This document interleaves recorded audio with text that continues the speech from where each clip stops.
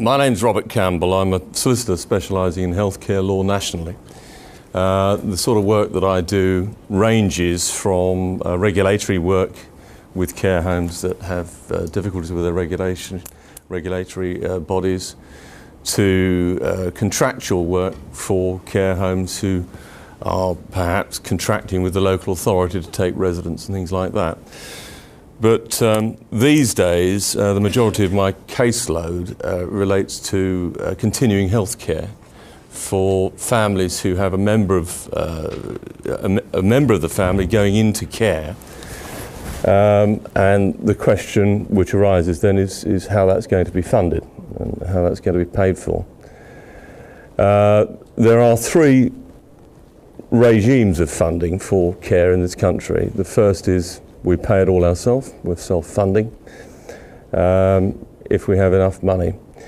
The second is, if we haven't got the available funds, then the local authority will, on a means-tested basis, contribute towards the cost of that, and you will be expected to undergo a means test to contribute either from your capital or income, depending upon the level of each of those, and indeed it may well be both.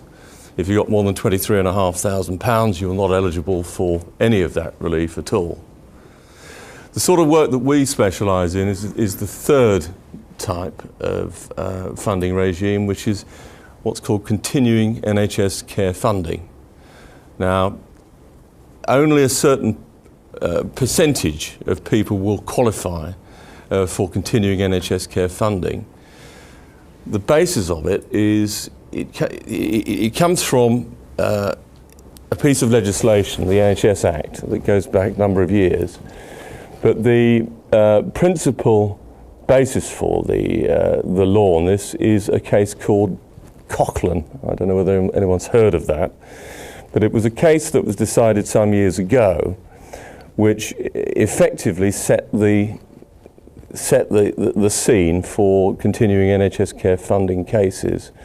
And what essentially it said was that anybody who goes into care, perhaps being discharged from hospital, and goes into care, who has a primary health need, and that's the key phrase here, is going to remain the responsibility of the state. Not means tested, but paid for entirely by the state, by the NHS. And the sorts of cases that we deal with are cases where perhaps somebody has been discharged and has had to pay out tens of thousands of pounds in care costs where they should not have done so. So we reclaim those costs for them.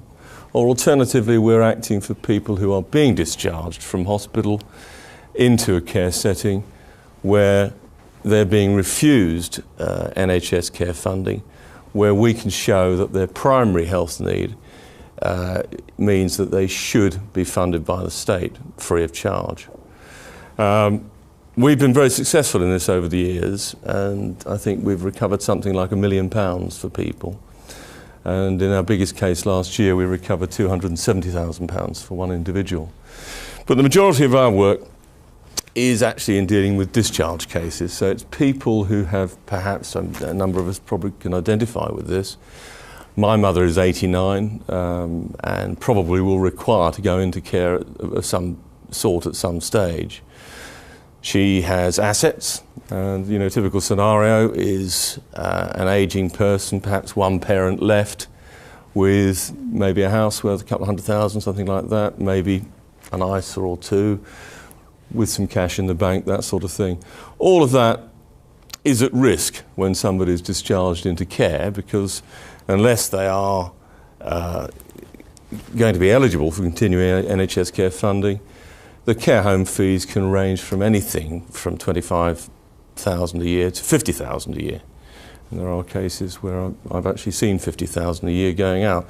So these are big deals for families, and it's a very much a big issue for the parent going into care, if indeed they've still got, if they're still compos mentis and can understand actually what's going on, which for the majority of my clients they can't. But from the family's viewpoint, we fight essentially to retain their inheritance. And the theme of this evening is all about wealth preservation, and that's what everyone's doing here. If you have a member of your family who is about to or is going to care or who is in care, the question really that we seek to address is whether or not they should be paying for it or whether it should be paid for by the state. Now, we start off that process by doing a free online assessment in conjunction with one of our expert nursing assessors. So we screen out all the cases that we don't think have any prospects at all, leaving us then with cases that we think are worthy of further investigation, further pursuit. And we do about something like 30 or 40 of these assessments a week. It's a very simple form. And as I say, it's scored by one of our experts, and we give it the once over as well from a legal viewpoint. But essentially, the question of primary health need is a clinical one. And again, looking at the question of the primary health need test, it's all about balancing the needs of the individual. So those whose primary need is to be given help with washing and dressing, getting up in the morning, that sort of thing, they will be social care needs and not primary health needs. Those perhaps who may be diagnosed with cancer or some other awful thing, who require a great deal of nursing input and care input from the health perspective, are more likely to be qualifying individuals for the purpose of what we call CHC funding, continuing healthcare funding. The way that the NHS go about this in deciding who's going to be eligible has rather skewed things, because the law on this is actually very straightforward. The Cochran case made it very clear that if your main need for care, your primary health need is a health need, then you are entitled to be given care under the NHS free of charge. In their ultimate wisdom, the government, of course, have gone about complicating the whole issue. And in 2007, the government issued what was called the National Framework Guidance. I don't know whether anyone's familiar with that. And that essentially set out how one goes about deciding whether you have a primary health need. And it put in place a system where NHS assessors would initially screen the individual to see whether or not you got on the starting block for continuing care funding. And it's a tick box exercise. So you go through and you look at things like behaviour, cognition, continence, mobility, all of the various domains which add up to the sort of needs that you have. So they tick them, and if you get more than 2 A's, I think it is, then you go on to the next stage, which is a full screening for continuing healthcare funding. When you get to that point, the NHS will then put together what they call a multidisciplinary group, who will then conduct a full, they love these acronyms, but a DST, a decision support tool. Now, this document is 46 pages long, and it goes into much greater detail about the needs of the individual that they're assessing. So that you're looking at, for example, they call them domains, and domain number 1 is behaviour. And again, it's a tick box exercise, but it goes into much greater detail, and they work through this, and they should do it in conjunction with you, the family, so that you're probably the people that know your relatives' care needs as much as anybody else, perhaps apart from the key worker at the care home, if they're in a care home.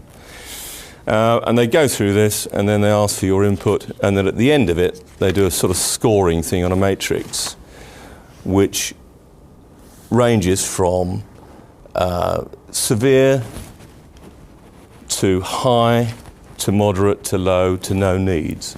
And they add all those up, and then they come to a conclusion about whether or not the primary health need is indeed a health need.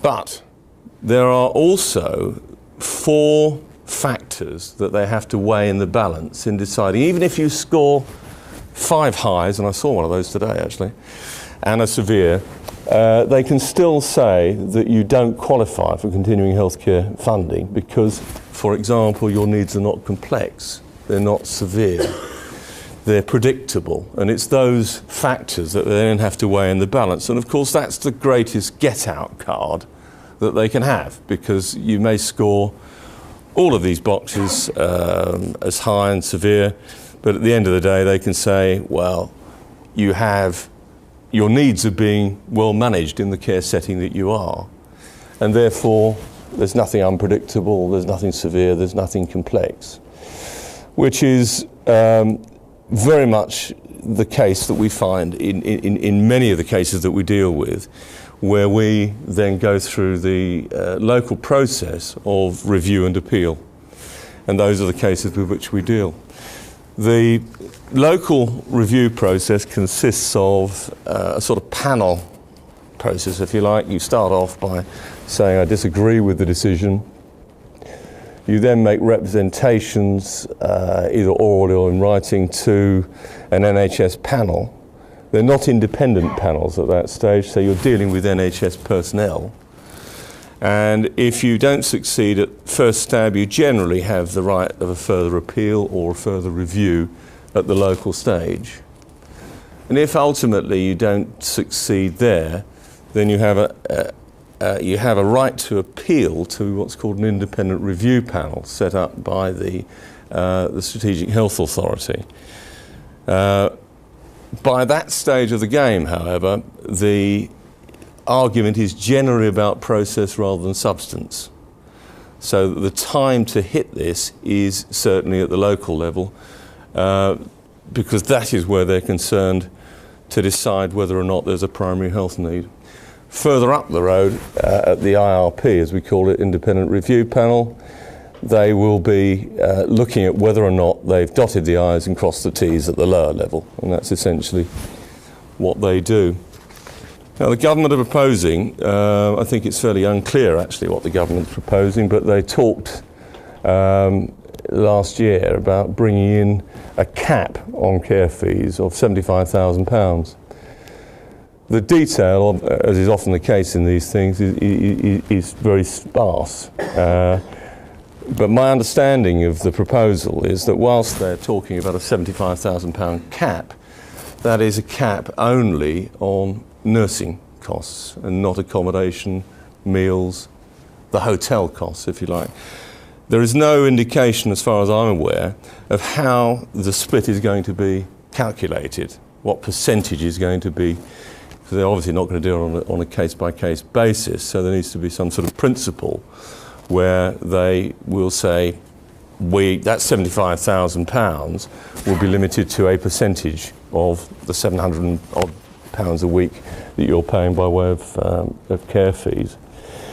But that legislation, if it ever comes in, will not actually take effect until about 2017. So we're still left at the moment with an uncapped, open-ended liability for fees. And so anyone in the position that I described earlier, where they've got a house, where they've got other assets, is going to be looking down the wrong end of a loss of £25,000, £30,000 per annum for however long they survive. And that's really what we do.